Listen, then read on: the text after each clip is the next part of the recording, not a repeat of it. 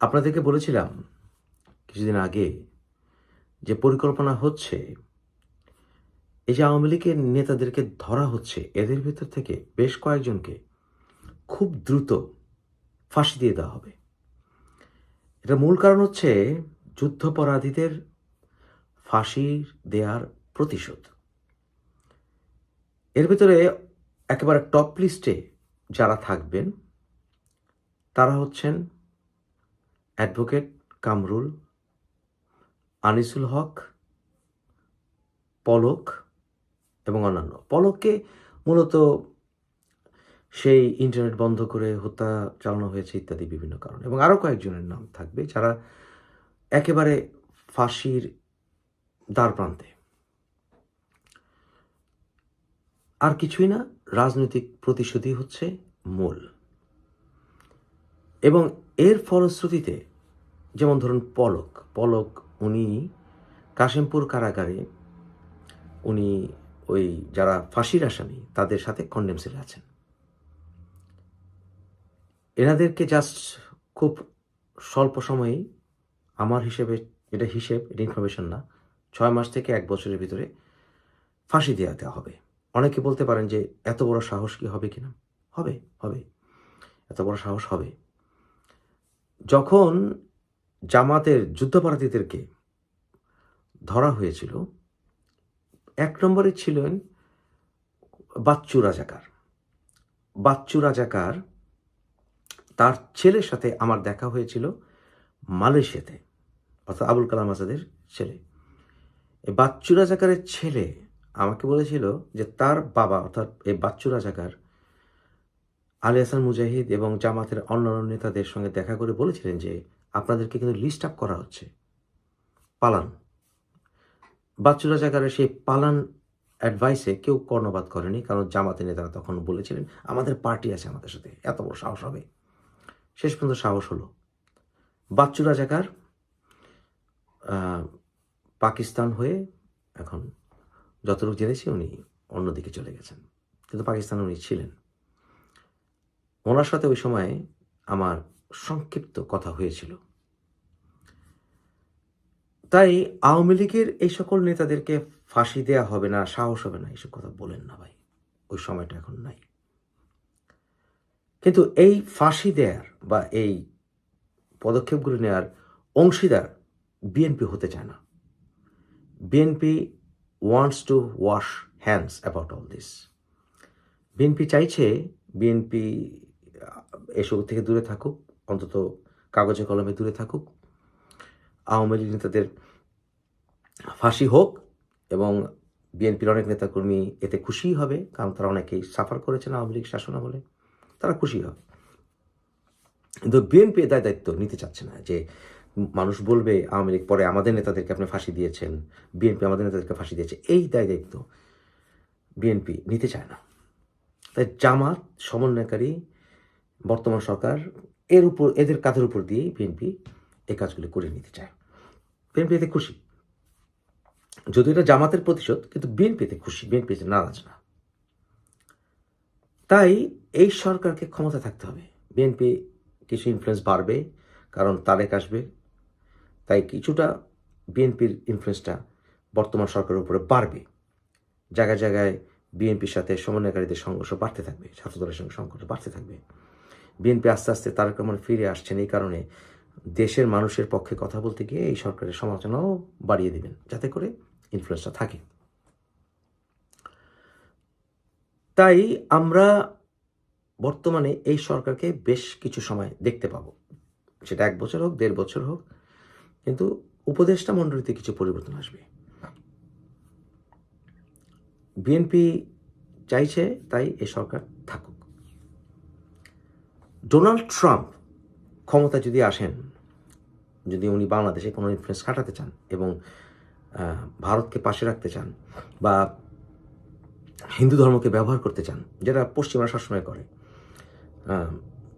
মুসলমানদের মধ্যে লাগিয়ে দেওয়া, ইসলামিক মূল্যবাদকে সমর্থন করা, সবই রাজনৈতিক কারণ, ডিভাইড অ্যান্ড রুল।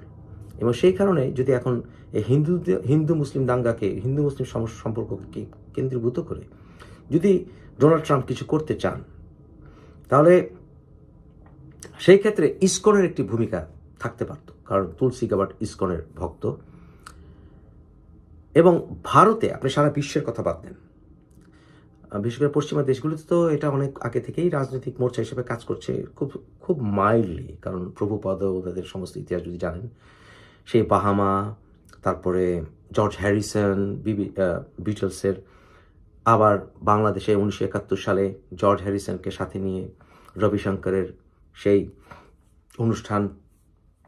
ইসকন রাজনৈতিকভাবে একেবারে অকার্যকর, এটা আপনি বলতে পারেন না, বা ইনফরমেশন বলতে পারেন না। রিসেন্টলি মোদী সরকার আমলেও রাম রাজ্য ও বিভিন্ন ইস্যুতে ইসকনের কিন্তু অ্যাক্টিভ এবং প্যাসিভ রোল ছিল। তাই বাংলাদেশে ইসকনকে ভিত্তি করে ডোনাল্ড ট্রাম্প যদি কোনো পরিকল্পনা করেন, সেটাকে রুখে দেওয়ার জন্য ইসকনকে টোটালি নিষ্ক্রিয় করে দিতে হবে, এবং তাই করা হচ্ছে। তাহলে বিএনপি এবং জামাতের একটা আপার হ্যান্ড থাকবে, তাদের যে শক্তি, এটাকে আর কাজে লাগিয়ে ডোনাল্ড ট্রাম্প গভর্নমেন্ট কিছু করতে পারবে না।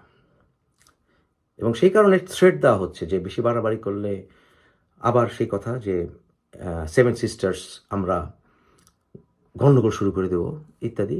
এবং ইন্ডিয়া চায়ও না এই গণ্ডগোল বাড়ুক। ইন্ডিয়া এমনিই ঝামেলায় আছে ওই সকল অঞ্চলগুলিতে, মণিপুর ইত্যাদি। তাই জামাত যেহেতু আবার চায়নায় গেছে, স্বাধীনতা যুদ্ধের সময় চায়না এবং আমেরিকার অবস্থান, পশ্চিম বিশ্বের অবস্থান আপনারা জানেন আমাদের ব্যাপারে। সব কিছু মিলে এই সিচুয়েশনের কোনো পরিবর্তন, ম্যাসিভ পরিবর্তন ডোনাল্ড ট্রাম্প আসলে হবে না। বরঞ্চ বিএনপি যেটা করবে, পশ্চিমা দেশগুলো যেভাবে হোক সরাসরি জামাতকে দিয়ে দেশ চালাবে, ধর্মীয় উগ্ররা অ্যাডমিনিস্ট্রেটিভলি বাংলাদেশের মতো 17 কোটি দেশ, এটা আফগানিস্তানে যে তোরা বড় মাউন্টেন আছে, যুদ্ধ করে কন্ট্রোল করবে তা না। তাই এটা চাইবে না। তাই বিএনপি সেই সুযোগটা নেবে, কারণ বিএনপির রেকর্ড আছে আমেরিকার সাথে কাজ করার, যেমন কার্টার অ্যাডমিনিস্ট্রেশন, রেগান অ্যাডমিনিস্ট্রেশন। তাই বিএনপি সেখানে প্রেফার্ড হবে। তবে জামাত কি চাইবে? জামাত চাইবে জিয়াউল হকের সময় যা করেছিল তাই, অ্যাডমিনিস্ট্রেশনগুলো কন্ট্রোল করতে।